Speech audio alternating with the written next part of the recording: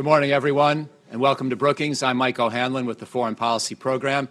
Thank you for joining us today. It's my privilege to have the Secretary of the Army, Mark Esper, here with us today.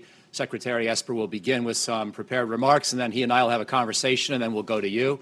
Just a brief word of introduction. I'm really delighted to welcome my good friend back to Brookings. He's now been in this position of Secretary of the Army throughout a good chunk, virtually all of the Trump administration, so we're into the 2.5-year mark as we approach the summer of 2019. He's a soldier, served in Operation Desert Storm, graduated from West Point before that in 1986, has also served on Capitol Hill, including with Senator Bill Frist, and has also worked in industry. So he really understands the U.S. national security establishment from every possible vantage point. And together with General Milley, incoming chairman of the Joint Chiefs of Staff, we suspect, Senate confirmation pending. He has run the Army now in a remarkable way and really put a big imprint on it during these 2.5 years so far of the Trump administration, including with the creation of Futures Command, the so-called night court proceedings that have really tried to streamline and prioritize the Army, 6 major concepts for technology modernization, and all the while trying to build a strong and stronger all-volunteer force. And so we'll hear more about this today, and I want you to please join me in welcoming the Secretary of the Army to Brookings.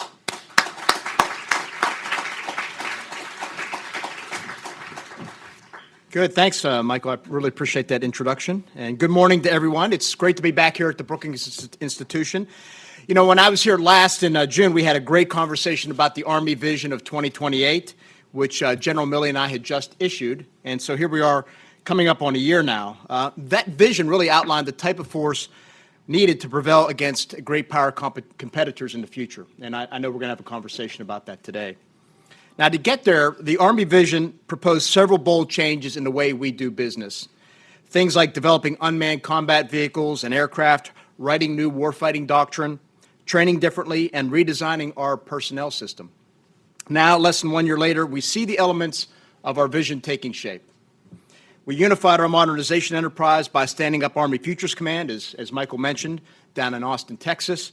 Our cross-functional teams now report to General Mike Murray, the AFC commander, and are laser focused on the Army's 6 modernization priorities. We published MultiDomain Operations 1.5 as our new warfighting concept. And as we continue to experiment with our multi-domain task force, we are working to turn the concept into doctrine and eventually into a construct that will drive a redesign of our warfighting formations. We have revamped our recruiting and accessions enterprise to better enable the Army to attract our nation's most qualified youth. Our training is focused on high-intensity conflict against near-peer threats with modern capabilities. And we are reforming our personnel system to create a marketplace for talent that will allow us to better utilize our people while holding on to the best of them.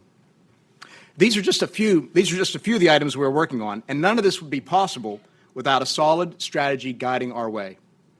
The National Defense Strategy has provided us with clear strategic direction needed to drive these reforms.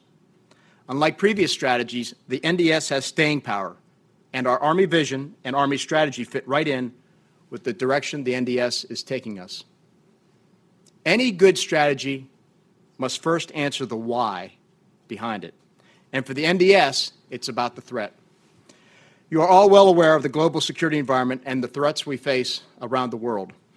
Our strategic competitors, namely China and Russia, are rapidly modernizing their militaries. For almost 2 decades, we have been focused on the Middle East at the expense of preparing for the future. China and Russia have not. The U.S. military's across-the-board overmatch that we held since the end of the Cold War has been steadily eroded.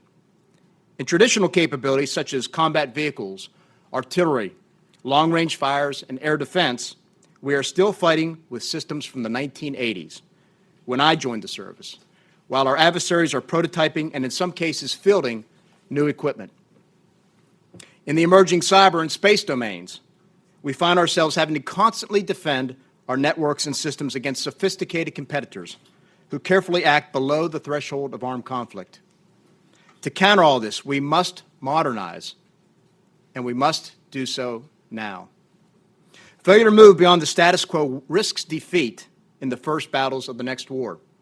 Our hope, of course, is that we don't have to fight that war, As George Washington said back in 1790, quote, "To be prepared for war is one of the most effectual means of preserving peace," unquote.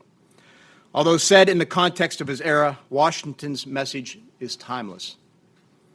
In today's age of hyper-competition, the Army's first role is to provide a conventional deterrent to our strategic competitors.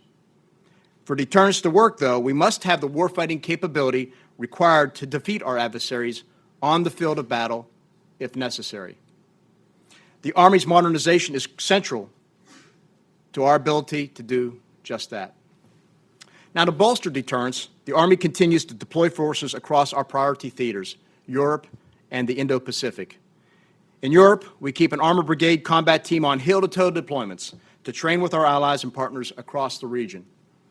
This past March, we conducted a no-notice deployment of more than 1,500 soldiers from the 1st Armored Division, who drew equipment from our pre-positioned stocks and conducted 3 weeks of training in Poland.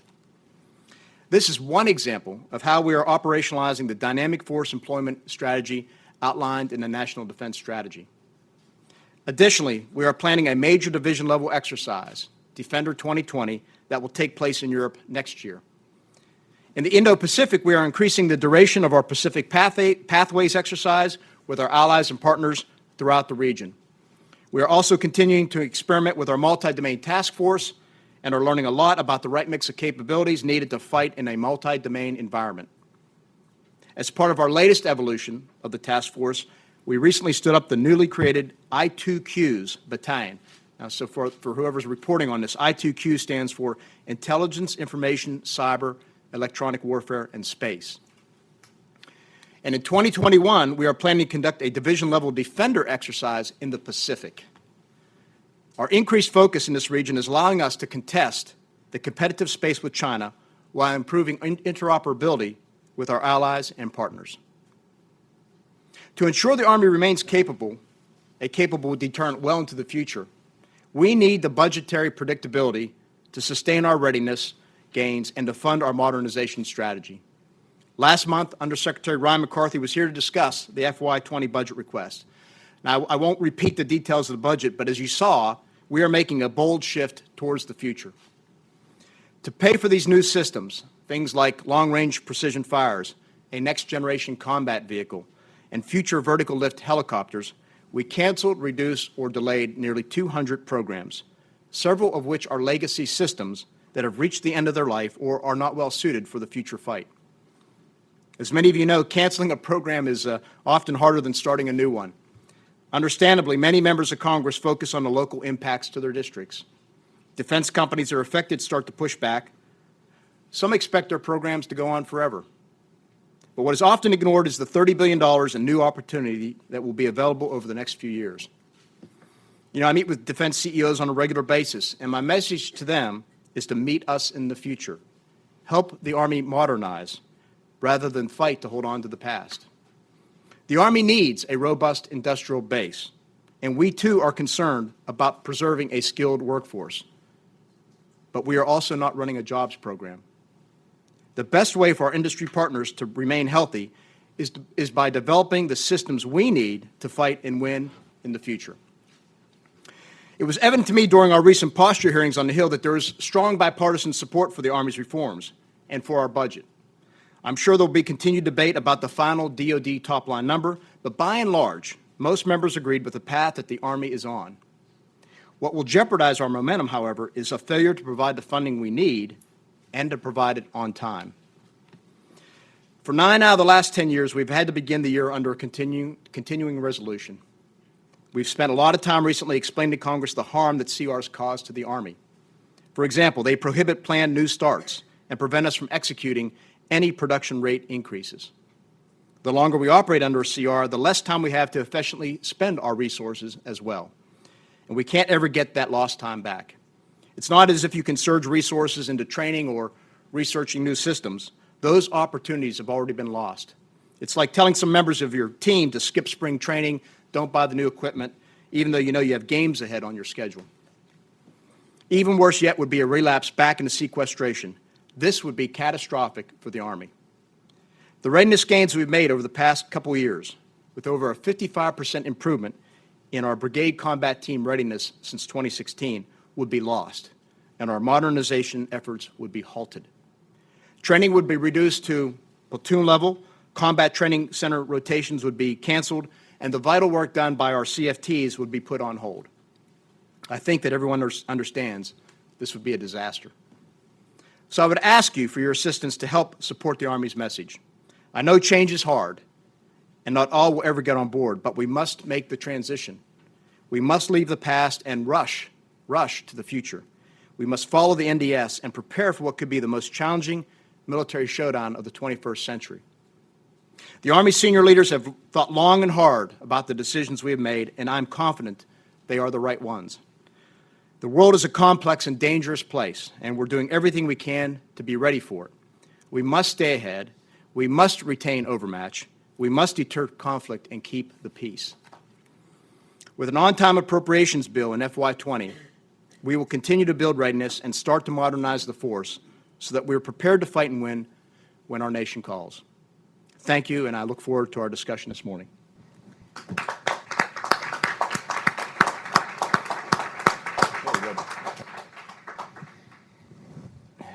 Mr. Secretary, thank you. And if I could, I wanted to pick up right where you left off on the issue of the potential budget impasse, which there's no particular reason to get too worried about yet. It's April 30th, except that history tells us we should start worrying as early as possible. And we know that the configuration of forces in Washington is such that it's very hard to predict where this is headed.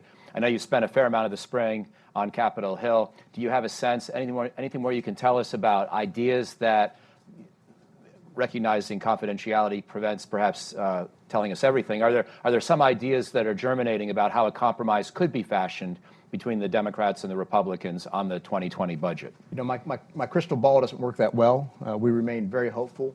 I think one of the things we push for, of course, is the budget we proposed, naturally. It'd be great to have a 2-year deal and to get the bills done on time.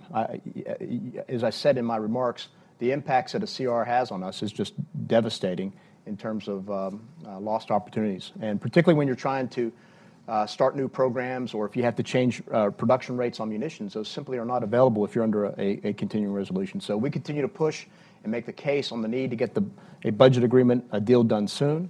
And then, obviously the committees, I think the defense committees are anxious to get that number also so they can move out, and I think they equally want to get a bills done on time. My understanding is, and I've been trying to learn more about this, but CRs even can affect maintenance in the sense that you would think, well, a CR provides the same resources as last year. Everybody believes in maintenance. It's not a new start, so couldn't that at least be unaffected? But I've come to appreciate that some of the longer-term 6- and 12-month contracts that you might do with a private company are precluded under many CR kind of stipulations. Is that a fair way to understand the problem? I mean, I think everything is bound by last year's budget because it is a continuing resolution. So if you have an uptick in maintenance demands, you may be unable, because you don't want to violate the Deficiency Act or anything like that, unable to purchase what you need in order to keep things running. So yes, and of course, if you have maintenance issues, if you can't buy parts, that is a direct factor into the readiness rate of your brigade combat teams. Is the equipment ready to roll out the door to combat? So I want to talk a little bit about modernization priorities, knowing how much that's been a centerpiece of your efforts. But before I do, I also wanted to talk briefly about recruiting and the state of the all-volunteer force. And a lot of people are aware that in 2018, the Army did not fully meet its recruiting goals.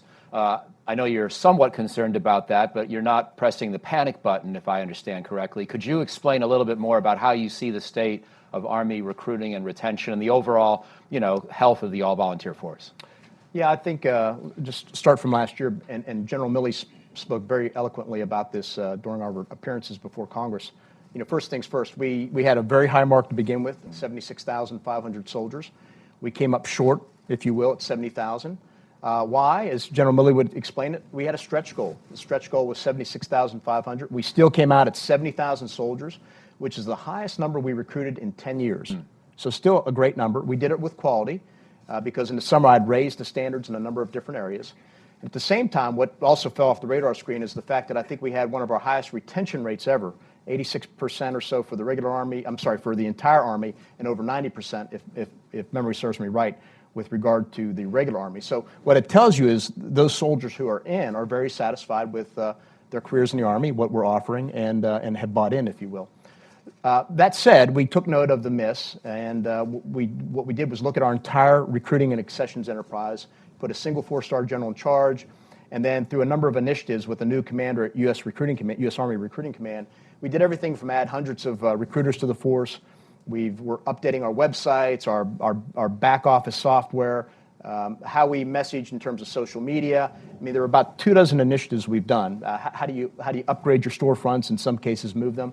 And probably the biggest thing we've done is we adopted a new approach called our Focus 22 Cities, where we are going back to America's largest 22 cities and going to speak to kids, reach out to them where they are, and really expand the aperture. So I've been to Cleveland and Pittsburgh and L.A., and just last week I was in Atlanta talking to governors and mayors and school superintendents about how we can open more doors, get into more schools, and talk to kids. Because if we don't go to where the young men and women are, all the services can continue to find ourselves in a shortfall.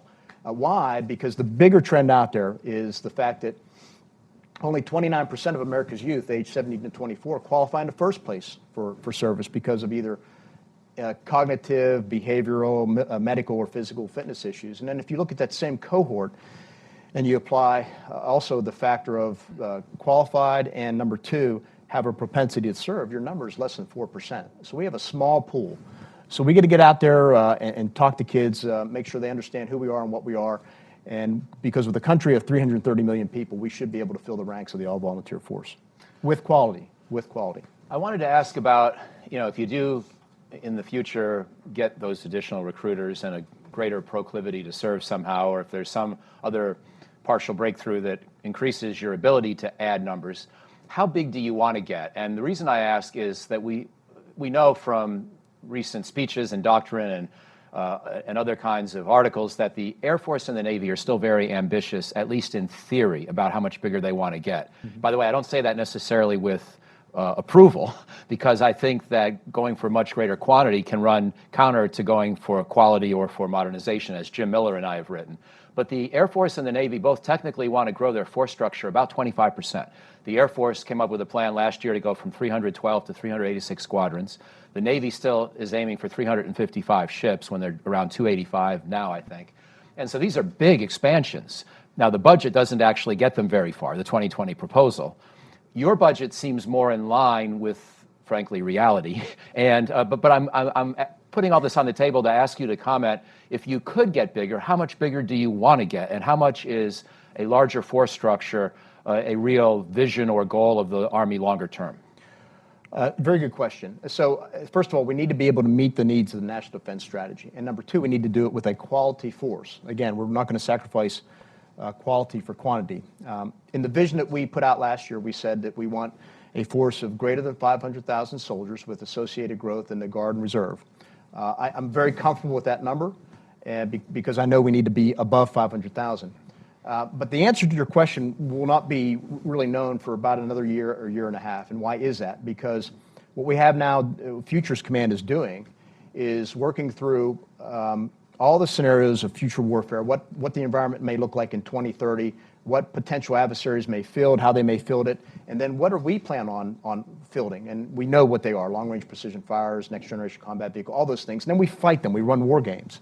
And that entire process, when you inject it in underneath the construct of multi-domain operations, it's going to spit out a new warfighting construct, and that will really inform us whether in the future we fight as BCTs, we fight at the division level, maybe we fight at some new level of command that we just haven't thought of yet, and then it will also tell us, how many companies or battalions in each, and so I think at that point in time we'll have a better sense of what we need to fight and win a future conflict against a strategic competitor looks like, and how we will fight that by formation. Mm-hmm. And then from there, we'll know how many people we need to fill out those formations. And then, of course, you have to put in a dose of reality in terms of, well, what can you afford to do with quality soldiers? Can you acquire the quality soldiers you need to fill that force, and what will the budget allow? And so I think, again, I think we're another probably 18 months away from understanding what that number is. It could be 500,000, it could be 504,000, it could be 540,000, it could be 580,000. We just don't know yet. We want to do the math and make sure we have a really good understanding of what it will take, and then we'll proceed from there. When General Goldfein was here at Brookings a few months ago, he did a public event with us as well, and I asked him to explain more, as well as he could publicly in an unclassified forum, what drove the national defense strategy and national military strategy in terms of pressing scenarios. And you just talked about the analysis you're doing, but he laid out a list where we needed to protect the homeland, including with missile defense. Right. We needed to sustain a strong nuclear deterrent with all the capabilities like refueling aircraft on standby, even if we're doing something else with a conventional force. We need the conventional overmatch against Russia or China, being able to defeat either one of them, right, but not both simultaneously in a all-out conventional fight. So that was the third piece: homeland, nuclear, conventional fight. And then he said, maintain deterrence of North Korea, presumably also maintain deterrence of the other superpower, but he didn't say that explicitly, and then sustain momentum in the war on terror. Right. So is that 5-point list, is that essentially where the Army's coming from as well, or do you have a somewhat different way of phrasing it? That sounds like basically my recollection of what the National Defense Strategy tells us, and you rightly put out that we have to maintain a competence in irregular warfare. And I think the other thing that we all have to factor in, too, is leveraging the strength of the United States military, and that is fighting as a joint force. And for the Army, we also fight as a total Army. So it's not just the regular Army going to war, it's the regular Army, the Guard, and Reserves. So we have to think about how we fight in the future as a total Army in a joint force. And when you think about multi-domain operations, and what that means for us is how can we support the Navy in a naval fight, right, with long-range precision fires, with our very capable air defense systems, or how do we also support the Air Force, which we've done before under air-land battle, which is the doctrine when I came into the Army in 1986 was first introduced, where we used the suppression of enemy air defenses was a critical role for our long-range fires. And so we need to think then, how do we also leverage in the future the Army cyber capabilities to fight in the domain called cyber, and then how do we fight in space, all that. So I think we have to look at all that together to make sure that we got the right force we need for the future fight. I want to ask a question about training and then get to modernization. But first, you mentioned multi-domain operations just now and in your opening remarks. And I think a lot of people are sort of impressed by the concepts, but maybe a little hazy on exactly what this concept means. It seems to be fairly broad. It's pretty inclusive. Air-land battle was, I think, a little more specific. And maybe that was the luxury we had in the late 70s, early 80s, focused on one Warsaw Pact threat to Europe as our main concern. But today, you've got a lot of things to worry about. Can you explain, both at a conceptual level, how you would give a short answer about what is multi-domain operations? And also, some people wonder, is this something that the Army is driving primarily? To what extent are you getting really strong support and interest from the other services? Or do they see it as primarily an Army or Army Air Force thing? Yeah, so it's a good question. I'll kind of do the best I can and contrast it with air-land battle.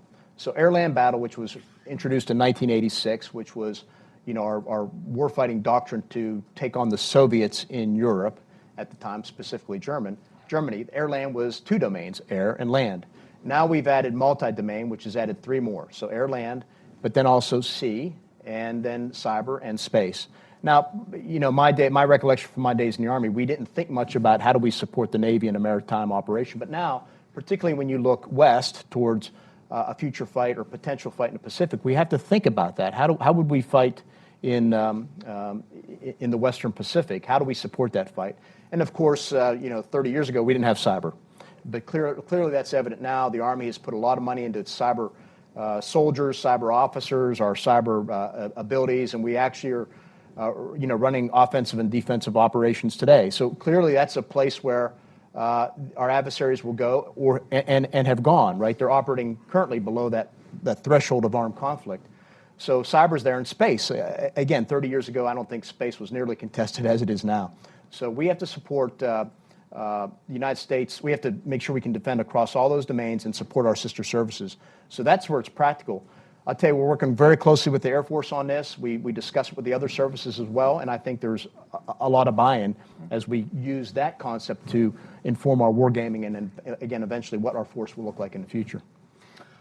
One question on the threats that you've alluded to that we have to worry about as we plan.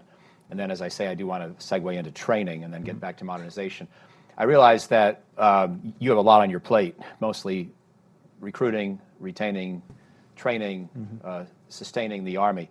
But I know you're watching threats, and you just alluded to them. In the last 12 to 24 months, anything that you would say of particular note that struck you about the evolution of Russian behavior in Europe or Russian military modernization, and then to some extent also, of course, North Korea, but anything that's particularly instructive to you as you think about the future threats? We all watched what happened in 2014, 15, 16, seizure of Crimea, China's greater assertiveness in the South China Sea. A lot of developments seem to happen in those years.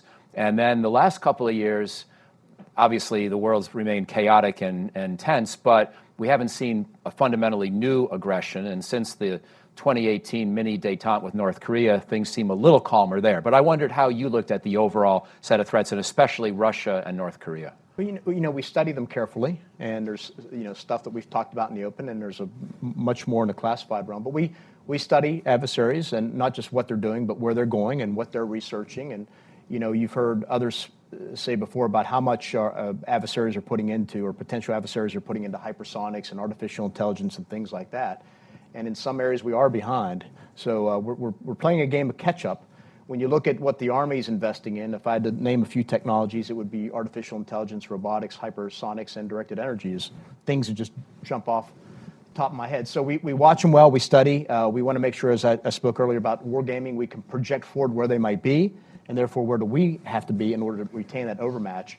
And all the lessons we've seen from Russia and Ukraine and elsewhere, we incorporate back into our training center, the National Training Center and others scenarios. So our forces now operate on high-intensity conflict against what we might see from a near-peer competitor in either a battle that could take place tomorrow or in 10 or 15 years. And at the same time, it's not just a doctrinal, but how do we develop, again, the tools, the training to make sure we can deal with that.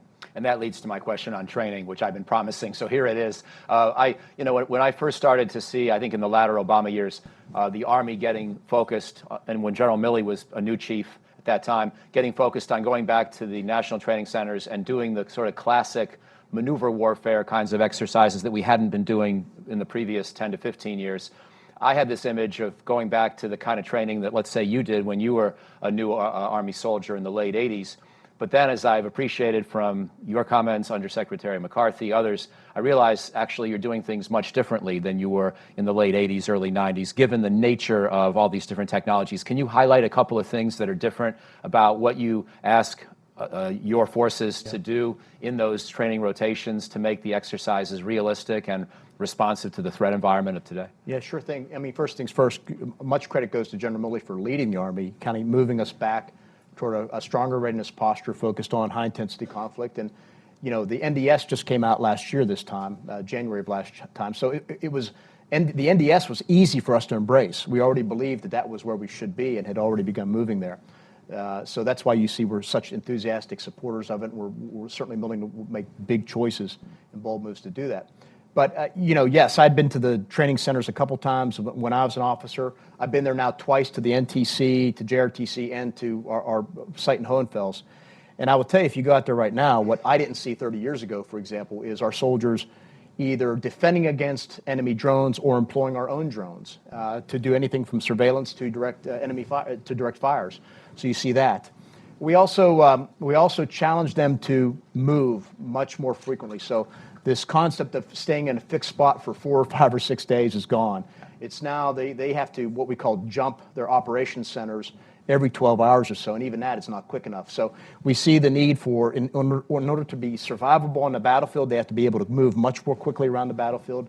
They have to be also able to either mask or obscure their electronic signals, and then by the same token, be able to use electronic warfare to detect or jam the enemy. That's something we largely took out of our formations in the past 20 years. And then we mentioned the drones. So there's more we could talk about, but those are just 3 good examples of when you go out to the National Training Center, what you would see today that is different than 30 years ago.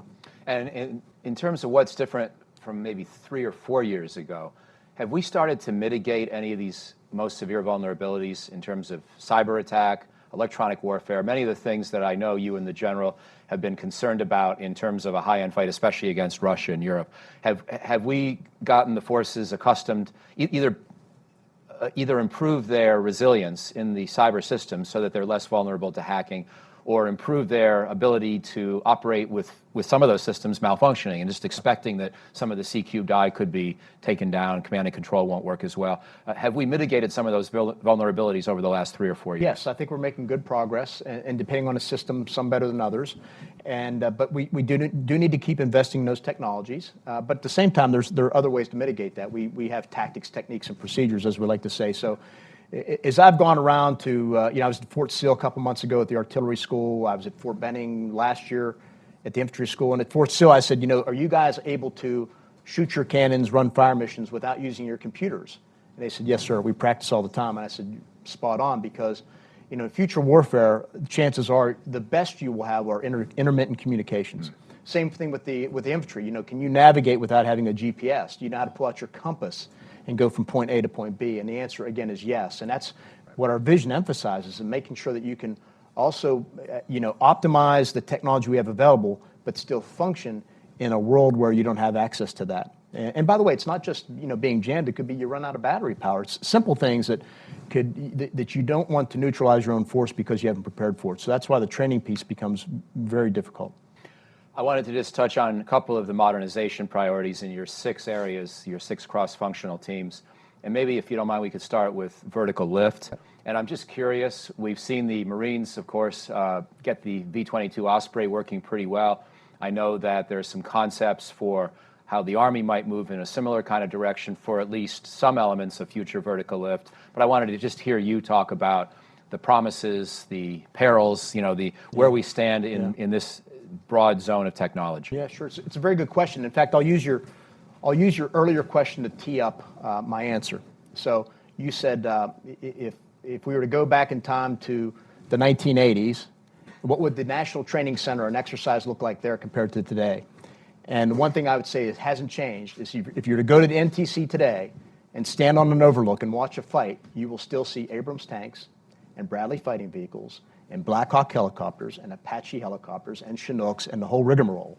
And it just talks to you about how old our systems are. That doesn't mean they're not capable.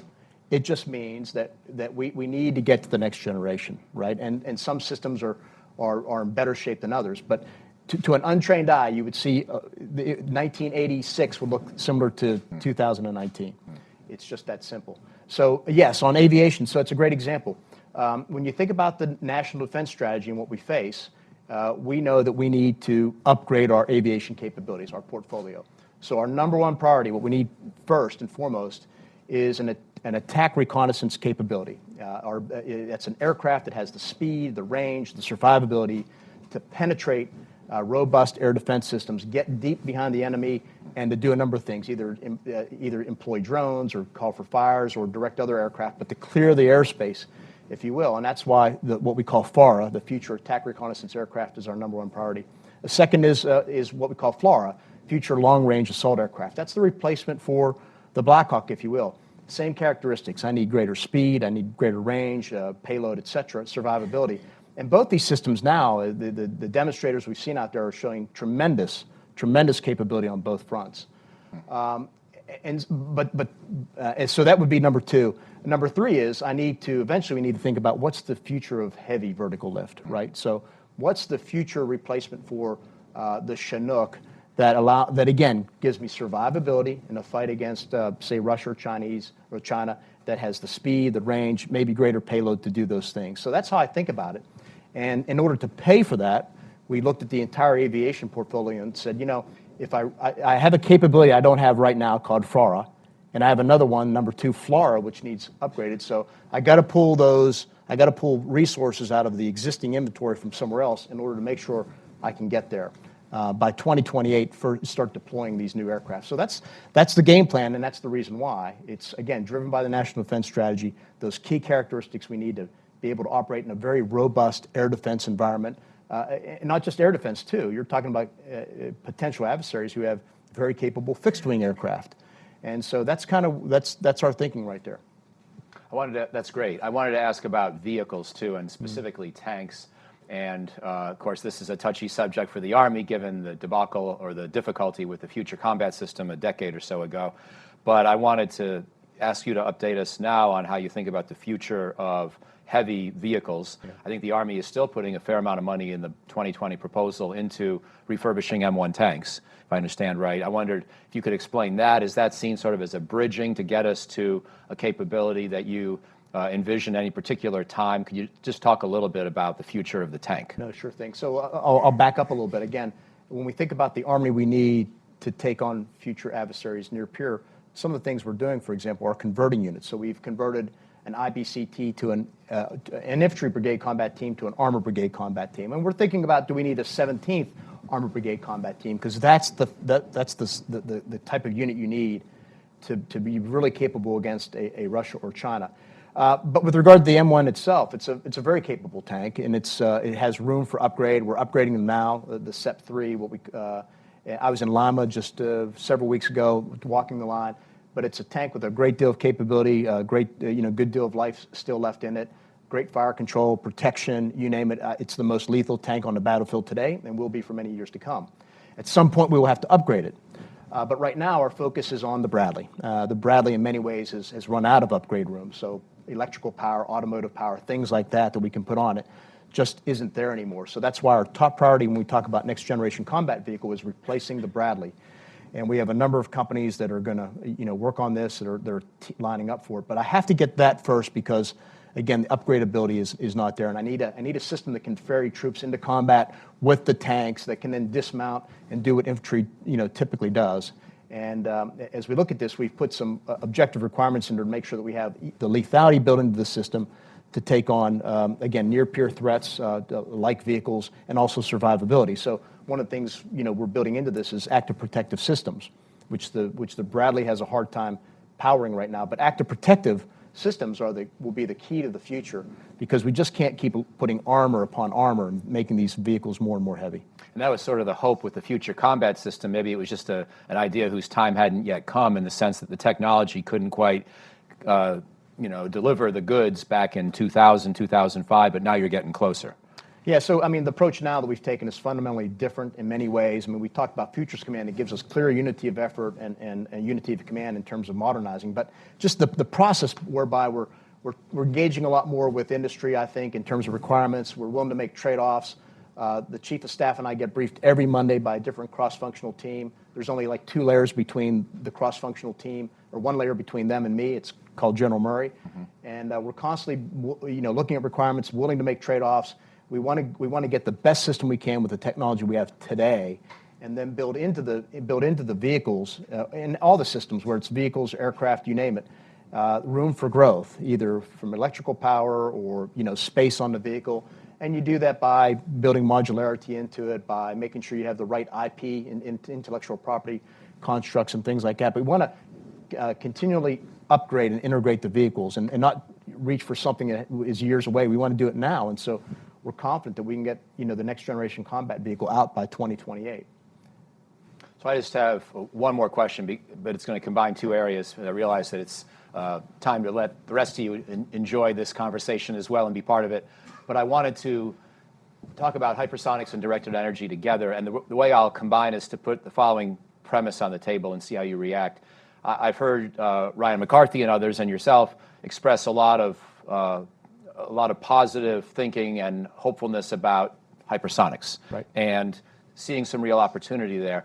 I'm a little bit more wary myself about the near to medium term future of directed energy. It seems like it might be able to help us in certain very specific tactical settings, but the idea of building a laser big enough to, let's say, provide area missile defense is still quite a ways off, whereas being able to potentially protect a specific vehicle with an active system, maybe that's a little bit closer, whether it's for a Bradley. I think the Israelis are already doing it, in fact. We're starting to experiment with some of these kind of systems on fighter jets. So it looks like in directed energy, to me, and please correct me if you see it differently, we're doing better at having some prospects for near-term protection of the vehicle, but laser technology or other directed energy systems are still quite a ways off being able to provide area missile defense, whether cruise missiles, ballistic missiles, what have you. and hypersonics do seem promising. So do you sort of size up that portfolio of technologies in a similar way to how I just laid it out? Yes, on hypersonics, we think it's a system we need in order to get the distance, the standoff we need to really deliver long-range precision fire. So we see hypersonics as key, for example, to our strong strategic long-range cannon. And we're working very closely with the other services on that. Secretaries Wilson and Spencer and I have a deal in terms of sharing technologies and ideas and resources to do that. So we're going to make good progress there. Directed energy, I will tell you, we're much further along than you might think. We're going to deploy mobile short-range air defenses in Europe beginning next year, and so that's very exciting. We're restoring air defense, maneuverable air defense, back to our heavy units. That's a big deal, a really big deal for us, given the threats. And in terms of where the technology is going, we're very close to having a deployable system that can knock down drones and small aircraft, things like that. It'll be very exciting. Now, directed energy isn't the answer to everything. Why? Because there are certain situations where you can't use it, right? A dust storm, fog, things like that, where the beam is attenuated, if you will, or disrupted. But in most cases, it is. It's very usable because and what it gives you is, it gives you pennies on the dollar per shot as compared to using a missile, and it gives you repeatability. If you have the right power and the right storage, you can just use that magazine over and over and over as compared to using missiles. So I imagine you'll see lasers deployed in the next few years, but they will be deployed on vehicles alongside traditional missiles and maybe guns. Yeah. Because you're going to need a variety of capabilities in order to deal with a variety of air threats. That's a fantastically good and concise briefing on a number of technologies, so thank you. But I'm now going to share the fun with you. So please, when you get called on, please wait for a microphone, identify yourself, and we'll go from there. We'll start here in the third row, please, all the way up to the front. Sydney. Hi, Sidney Friedberg, Breaking Defense. There's a lot happening. You mentioned with FVL, for example, on the Big Six, which now have manifest as 31 individual initiatives, and that number may wobble.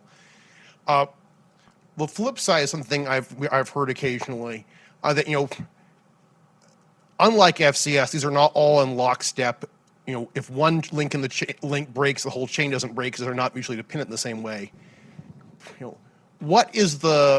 Are you guys adopting a fail fast methodology? Yes. So, how, at what point do we start getting feedback like, okay, this works, proceed, this doesn't work, we may actually have to kick that one to the curb and try something totally different for that priority in the Big Six or of the 31? Yeah, no, it's fail fast, fail cheap, right? So, and you learn from failure.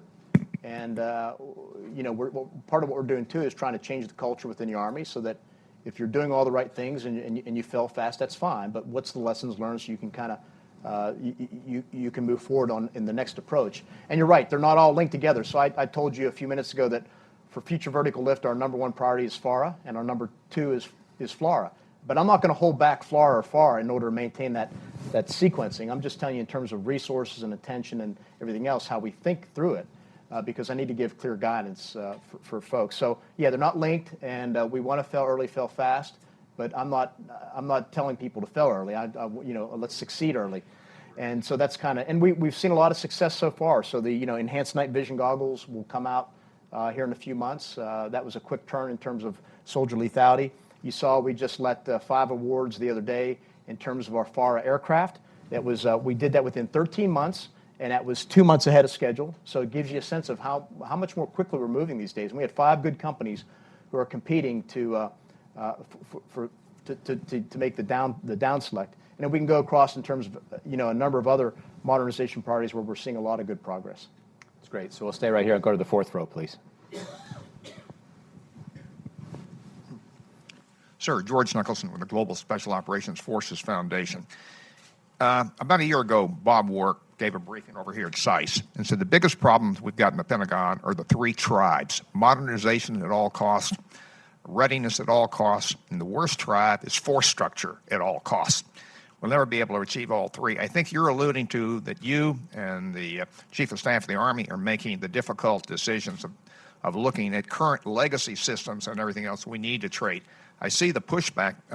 Secretary McCarthy has talked about going ahead and terminating or stopping the acquisition of CH-47s. I see the huge pushback on that, of the impact that that's going to have on communities. Any comments about where you see that's going? Are you going to be successful in reducing that so that you can pay for the future aviation systems? Sure. You know, I didn't hear Bob Work's speech, but those wouldn't have been my three tribes. I actually think we take a very conscious, deliberate look at how we balance readiness and modernization. And in my thinking and the chief's thinking, it's readiness and future readiness, and we have to be able to do both. And that's why I think we're taking a very pragmatic approach and then managing risk where we need to manage risk. You know, the CH-47s, look, they're very good aircraft. I have a lot of hours in the back of a CH-47. And we will continue to buy CH-47s for the special operations community, but we are halting procurement for the conventional Army. And it's not a statement on the aircraft or the company's performance. What it is a statement on the fact that, as I outlined earlier, our priorities with regard to what we need for the future fight are FARA. What I don't have right now in my inventory of aircraft is an aircraft built, dedicated to doing future attack reconnaissance mission. Number one. Number two, I got to replace the Black Hawk. And then I mentioned future heavy vertical lift. The issue with the CH-47s is the fact is I've met my acquisition objective with spares to spare. And most of these aircraft are somewhere between 6 to 8 years old on average. They're going to be with me for another 20, 30 years. So, you know, the first ones were built, I think, in 1962. So we like to talk about how old the B-52 is, right? But we've had the CH-47 for a long time. What I want to do is I want the rotorcraft industry, or industry, if you will, to start thinking about what is the future of heavy vertical lift, and what might that system look like? It may be a version of the CH-47. I don't know, but what does future heavy vertical look like? And I need an aircraft that can survive in that domain in the future. I need it that has greater speed, greater range, greater payload, because I can't have FARA and FLRAA zipping down the battlefield, and meanwhile, you know, our other aircraft in the inventory just can't keep up or are more vulnerable. So that's how we're thinking about it. And like I said, I think we have a very good fleet right now. They'll be with us for a long time. Confident we can sustain it. But my next ask of the aviation community within, for Rotary Wing will be, what's the future of heavy vertical lift? Excellent. Let's see where we can go. Go over here to the woman in the fifth row, please. Hi, sir. Haley Britsky with Task and Purpose. You briefly spoke about the quantity of the force and how you all are kind of evaluating that. On that note, I believe last week, a war game at the Marine Corps War College estimated that in the first week of a conflict with Russia and China, the U.S. and its allies would see about 150,000 losses in that first week. Is that in line at all with the Army's thinking? And if so, how are you preparing for that? And what kind of steps are you taking towards being ready for something like that? Yeah, I haven't seen that study, obviously, and wouldn't want to convey anything we've seen or learned. I mean, you always hear those numbers. I do believe that any conflict with a competitor such as a Russia and China would be very violent and very quick in many ways. And so that's why, as we war game, we want to make sure that we're doing all the right things, from technology to training to how we organize the formation, and different things like how you organize a formation with more or less artillery or with more or less mechanized infantry can really change the outcome on the battlefield. So we need to think through what that looks like. And then we keep running the war games until numbers come down until it's the other way around. So that's what we have underway now. We talked earlier about, I can remember from my days when we deployed for Desert Shield, Desert Storm, we all predicted then, a lot of people predicted then the casualties for the Americans, the U.S. would be over 100,000, as I recall. And that turned out pretty well. So, and that was because you had courageous leaders in the Army in 1973 were willing to look back at Vietnam and say, we need to look forward to the future, and what do we need to fight and win in the future? And it's those leaders in 1973 who gave us air-land battle doctrine. They gave us the Big Five weapon systems. They gave us a new way to train. They created the National Training Center. And it was unfortunate for the Iraqi Army in 1990-91 that they were the first ones to stand before that Army. And you could see with what great success. And that's what we're trying to do now. We're trying to make sure coming out of 18 years of conflict, that we've now paused, we've taken a look at the past, we've taken a look at the future, we know what we need to do, and we want to, in many ways, replicate what those great leaders in 1973 did and built an Army for the future that will retain overmatch and be able to preserve the peace by being very, very capable on the battlefield. And while I'm looking to call the next person, my friend in the ninth row here, a shameless self-promotion that I just put out a book this week, The Senkaku Paradox, in which I try to wrestle with some of these scenarios and try to keep them from getting to the kind of numbers you're talking about. Over to you. Short summary was Stuck that included, in. yeah. Okay, Right. good. Is it on? Okay. Hi, Mr. Secretary. Melanie Sisson from the Stimson Center. Thanks for coming out to share your thoughts. I'm interested, the Army's made a big investment in Futures Command, both financially and otherwise, and I'm interested to know what leading indicators you'll be watching to assess whether or not AFC is performing well and doing the things, on track to do the things that the Army needs it to do. Sure, I think the one that comes to mind immediately is timeliness in terms of requirements and things like that.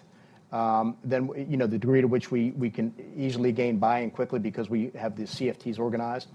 I'd probably put it under plate as well, though they don't own the entire process, would be, at the end of the day, is are you meeting, cost, schedule, and performance for things that we determine we need to buy and buy. So, but the acquisition community plays a big role in that as well, so I can't put that all on AFC's plate. But I will tell you in terms of what I've seen so far, they are meeting the scheduled timeline. So we said a year ago, I testified, I said, I want our requirements process to go from what was 5 to 8 years down to 12 months to 18 months. And as I just said a few minutes ago, in terms of the FAR awards, the requirements, we've got that out now in 13 months. It's pretty darn quick. Same thing with, our night vision goggles, our new IVAS system we're doing, the requirements on next generation combat vehicle, much less time. I think we've done that here in the first round in less than a year or so. So it's things that I look for. And it's just simple stuff. I mean, it used to be that there were 13 layers of command between where the requirements began and where they ended up, and now there's 3. I mean, it's the CFT, it's Murray, and it's me and the chief. And so we're able to turn things real quickly, and issues that used to kind of stump the organization for months, if not years, the chief and I can just very quickly solve it. And so so the first metric would be timeliness of those key things leading up to it. We could dig into it. I mean, we want to make sure, for example, that our S&T dollars that Army Futures Command is responsible for directing are aligned to our modernization priorities. And I will tell you, in terms of this budget we have going to the Hill, this budget will align, I think, 80% of our S&T dollars to that. So those are metrics that we look at to make sure that the entire modernization enterprise is unified and focused on the same things. The gentleman here in the third row, please. Thank you. Bill Veal, I'm a retired Army officer. I'm also retired Foreign Service. But I notice in your vision statement there are references to autonomous vehicles and Right. robotics. Right. Looking ahead to your next year and a half, the studies you're doing on formations, if those studies point you to emphasize quantity, how do you feel about the state of the defense industrial base? My sense is the industrial base is in good shape. I mean, we obviously have folks who work on that and monitor it, and we stay in touch. I talk to CEOs all the time. I had a meeting with one last night, and we take those inputs. And actually, I think what I've heard from CEOs recently is what the Army's done in the budget has really been a shot in the arm for folks who are anxious to kind of get into the future, to really develop the robotics, the AI, and things like that. And it's an exciting, brave new world. I mean, the plan is to have the capability to go semi-autonomous, if not fully autonomous, with all of our vehicles. And so, if you think from a tactics perspective, just think what that does on the battlefield. I mean, if you had an autonomous tank force that were part of your tanks that could fix the enemy with unmanned vehicles and with minimal risk, certainly to people, and then you maneuver with a manned force, it gives you a great deal of capability. Or if I can get FARA, for example, my attack reconnaissance aircraft, I can get that unmanned. I worry less about the missions it conducts because I'm not putting pilots' lives in jeopardy.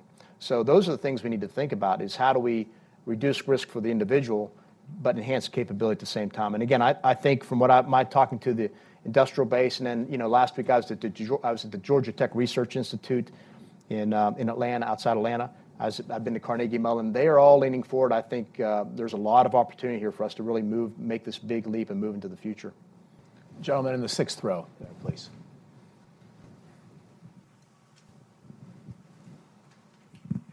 Hi, Matt Baynard from Defense Daily. This is just a quick question from a response from a few minutes ago on Optionally Manned Fighting Vehicle. I believe, I might have misheard this, but I think you said fielding around 2028. I believe the date we had heard before and what the Undersecretary had kind of talked about was 2026. So I was wondering, is 2028 the new goal? And It's by 2028. Okay, by The vision talks about is we want to be deploying vehicles by we want to be deploying new systems by 2028, and OMFV will meet that. Okay, thank you. We'll go over here to the fourth row, and then the gentleman in the eighth row. Then we'll start to wind up here pretty soon.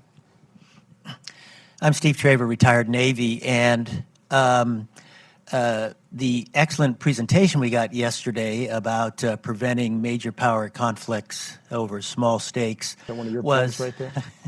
was It's my brother. that's part of the larger problem we're trying to work with regard to fighting in the gray zone, just below the level of conflict, which is a variation on classical deterrence theory. How do you prevent major war from starting in the first place, which involves a lot of people from the State Department.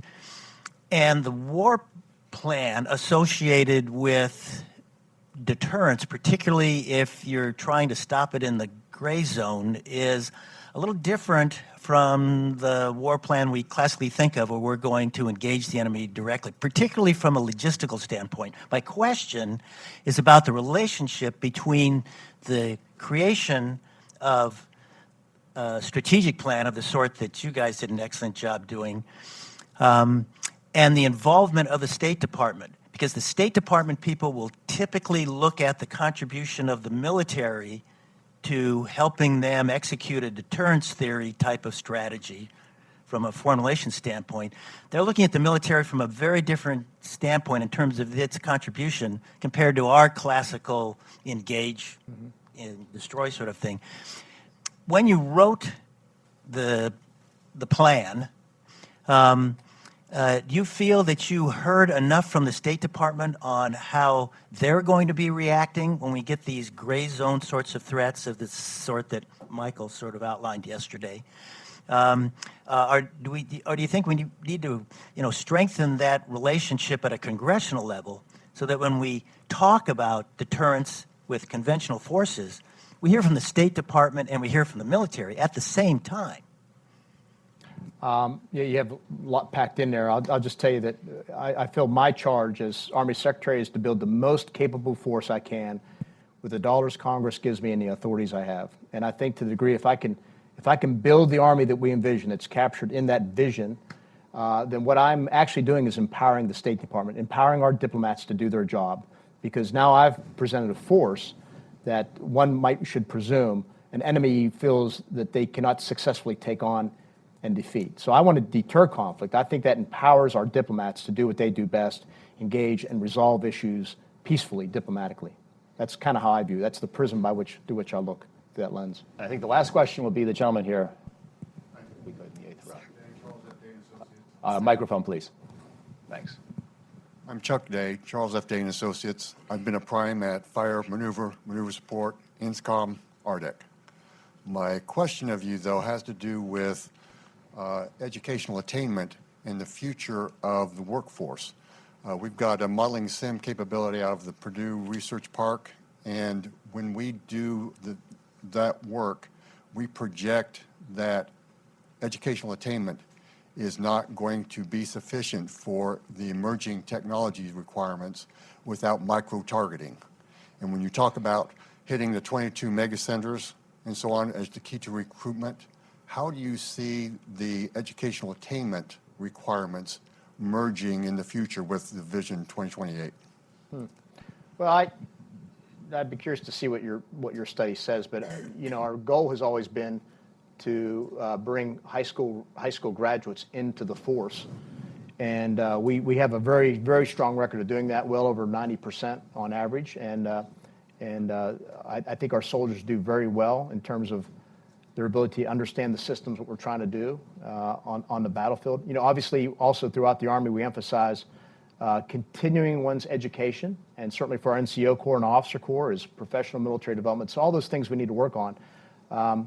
my concerns when it gets to recruiting is to make sure I can find enough kids who are young men and women who are medically and physically fit enough to qualify the force, let alone serve. That's kind of the bigger challenge we wrestle with right now.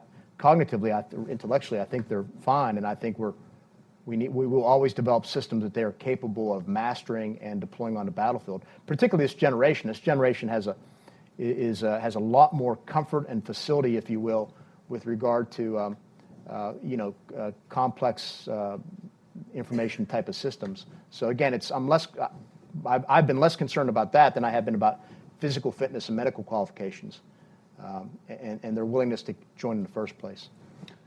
Please join me in thanking the Secretary of the Army. Thanks, Mike. Thanks for watching. Be sure to like and subscribe for more videos from Brookings.